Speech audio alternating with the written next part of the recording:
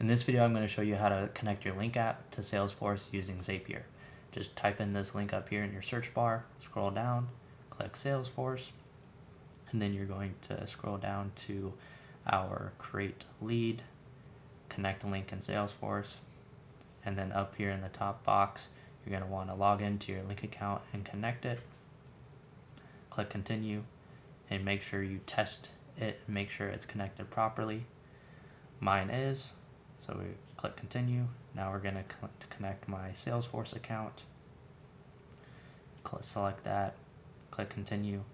Now we're going to set up the actions, so all the lead information that we wanted to export into Salesforce, the title, the company name, even the street address, as well as the phone, everything.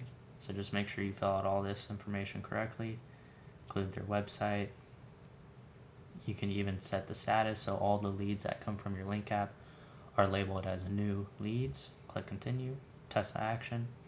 And now I actually came across this error message and I wasn't sure why, so I ended up just skipping the test and I published the Zap anyways. And then I went over to my Salesforce and tested it. So I opened my link app, exported my most recent lead, and I just had to refresh the page. And then boom, there you go. It automatically exported it into Salesforce through Zapier. So that error message, if you get that, just ignore it and just publish the Zap anyways, and you should be good to go. I'll see you in the next video.